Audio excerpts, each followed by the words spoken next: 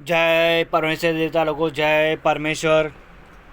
सो भाई मेरे हिंदू, मुसलमान, अंग्रेज वगैरह यह बात काबिल सोचने और ख्याल करने के हैं कि जिस तरह से राजा रावण ने और अन्नाकुंज राजा ने और कंस राजा वगैरह ने मेह को और मौत को अपने बस में कर रखा था, उसी तरह इन सौदागर मादना ने भी मेह को और मौत को अपने बस में कर रखा है कि जिससे काल वगैरह पड़ जाते हैं और हजारों तरह की बीमारियां हो जाती हैं। यह सब सौदागर महात्मा के घर का राक्षसी पाप है। क्योंकि परमेश्वर ने सब जीवाजून को तरह तरह के आराम दिए हैं और कोई बात दुनिया के आराम देने के लिए बाकी नहीं रखी है। सात अनुपदास महाराज लिखी किताब जगत कारनी 274 पेज। ऊ किताब मुफीद आम मौसम ब जगत कारनी अतत्नीब सात अनुपदास मोहतवतन मुलक मारवार। यह जगत कारनी जिसको श्री अनुपदास प्रिंटिंग प्रेस छावनी अनमपुरा में छाप के प्रसिद्ध किया तारीख 17 अप्रैल सन 1909 जहाँ बैसाख बुद्धि 12 सम्मत 1965। श्री जगत कारनी इलतमास। यह किताब मैंने फ़ायदा आम के वास्ते मन तमाम और बहुत से रुपया खर्च करके तैयार की है। इस वास्ते सब संतों से यह प्रार्थना है कि इस किताब को तमाम व कमाल व अरूप ब गौर तमाम पढ़े और सोचे समझे और इन बनियों के जाल से बचे।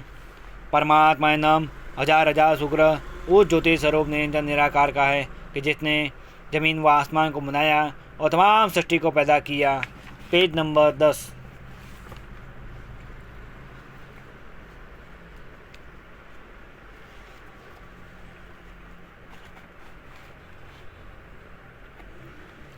कपड़ा जरी व रेशम का पहनेंगे। जब शेर भर कांसी रह जाएगी तो रैयत वगैरह तो सब मर जाएगी, क्योंकि सब काम रुपया पैसा से होता है। ब्याह शादी में कपड़ा वगैरह कहाँ से आवेगा और बगैर बलद गाय के खेती बाड़ी के काम किस तरह से चलेंगे और बगैर पैसे के दुनिया का कोई काम नहीं चल सकता है। और जब रैयत तबाह हो जाएगी तो राजा बादशाह क्या करेंगे। रैयत बगैर तो राज्य नहीं है, क्योंकि पैसे बगैर दुनिया के कार्य चले ही नहीं और पैसे बगैर रैयत मर ही जाएगी। और इन सौदागरान ने काल पड़ा कर धन अपने काबू में कर लिया है और जो कुछ की बाकी रहा है उसको भी काल पड़ा के काबू में कर लेंगे। और यह सौदागर धन को जहाज में लाद कर रावण की तरह से दरिया के पार लिए जाते हैं। जैसे कि रावण लंका में ले गया था उसी मुआफिक यह भी ले जाते हैं। और फिर पहले से दुनिया में यह बातें भी इन्होंने चला दी हैं कि शेर कांसी रहेगी वो दौलतमंद होगा। और दुनिया की आंखों देखते धन को ले जाते हैं और दुनिया की बुद्धि भ्रष्ट करके ऐसा सोचाते हैं कि अंग्रेज ले जाते हैं और लिए जाते हैं यह बनिए। सो दुनिया को तो कुछ दोष नहीं, क्योंकि दुनिया की बुद्धि तो इन्होंने जादू में इन्होंने कैद कर रखी है। और आंखों देखते ही यह बनिए धन को रेल में व जहाज में लाद कर लिए जाते हैं और दुनिया को बुद्धि भ्रष्ट होने के सबब से खबर नहीं पड़ती है। और इन्होंने कैसी अक्लमंदी की है कि यह बनिए जब दूसरी वलायत के लोगों को हिंदुस्तान में लावेंगे तो वो दूसरी वलायत के लोग दुनिया से यह बात सुनेंगे कि हिंदुस्तान का पैसा अंग्रेज ले गए, तो फिर वो अंग्रेज़ों से लड़ेंगे और यह असल में यह बनिए अंग्रेज़ों से लड़ावेंगे। परंतु आप यह अलग के अलग और न्यारे के न्यारे रहेंगे। और शेर कांसे की बातें इन बनियों ने ही पहले से चलाई है। सो यह तो जाहिर दिखाई देवे हैं कि जब धन हिंदुस्तान का यह बनिए ले जाएंगे तो शेर कांसे ही बाकी रह जाएगी। और यह बात शेर कांसे वगैरह की और काल वगैरह की चलाई तो पहले से बनियों ने हैं।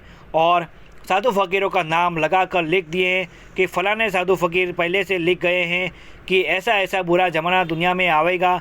सो अगर साधु फ़कीर को पहले से मालूम होता तो वो यह भी लिख जाते कि यह बने राक्षसी जाल दुनिया का बुरा होने के वास्ते चलावेंगे। सो वो तो बेचारे परमेश्वर की भक्ति करते थे और उसका नाम लेते थे अपने जीव का भला होने के वास्ते। सो यह बने इस जाल को प्रगट और चौड़े ना होने के वास्ते अपने सर रावण के मुआविज नहीं लेते हैं, जैसे रावण अपने सर नहीं लेता था। Page number 11। और सिवाय इसके और भी बात कैसी लिखकर जाहिर की है कि सूरज 1000 किरणों से तपेगा जिसकी गर्मी से धरती लाल सुर्ख तांबे के रंग हो जाएगी और जमीन माता के ऊपर पानी जो है वो इस तरह से गर्म होगा कि जिस तरह से कढ़ाई के अंदर तेल उबलता है उसी तरह से पानी उबलेगा।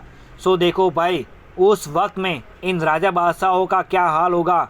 परंतु अब लोगों को यह बात निहायत खूबी के साथ सोचनी और समझनी चाहिए।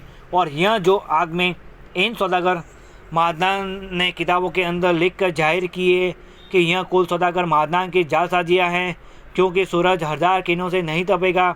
यह तो तमाम जान को भूल बताइए, परंतु यह तो ऐसा तो जरूर करेंगे कि ज़मीन मातों को अग्नि का रोग करके बीमार कर देंगे, जिसकी वजह से धरती सूरज तांबे के रंग हो जाएगी और पानी भी तेल उनटने के मुताबिक उनटेगा। परंतु यह जादूखोरा सूरज को तो नाहक बदनाम करते हैं और सब संसार के लोगों को भूल बताइए कि तपेगा। मेरा लिखना यह है कि सूरज हरगिज नहीं तपेगा, क्योंकि यह तो अपने मामूली कील पर घूमते हैं। और सूरज चंद्रमा तो इस तरह से है कि जिस तरह से आदमी के शरीर में जोत होती है उसी तरह से जमीन माता के शरीर में सूरज चंद्रमा की जोत है।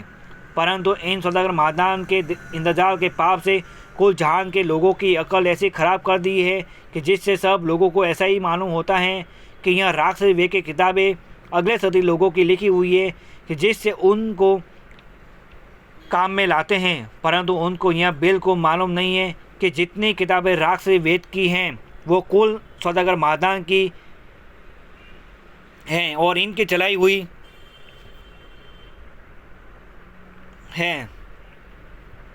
परंतु नाम उन किताबों में अगले सदी लोगों का लिख कर जाहिर किया है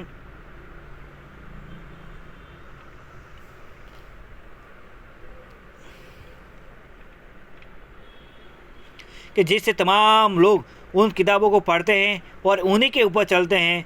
हालांकि रात दिन खराब होते जाते हैं तो भी नहीं समझते हैं कि इन बनियों ने रावण के मुहावे राक्षस वे की किताबें और टिप्पणा वगैरह चलाए हैं, क्योंकि संसार की बुद्धि राक्षसी पाप में कैद हो रही है।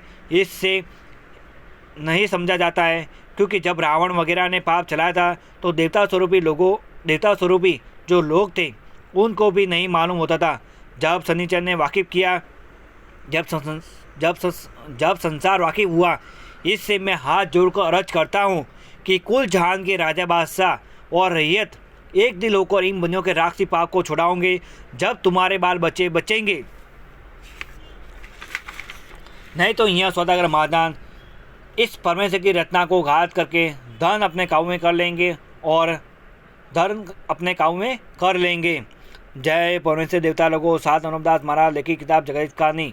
तमाम जान के बच्चे बचने के लिए किताब जगत कहानी 274 पेज पढ़ के बंदोबस्त करो, जब सब संसार को आराम प्राप्त होगा। जय परमेश्वर देवता लोगों। जय परमेश्वर।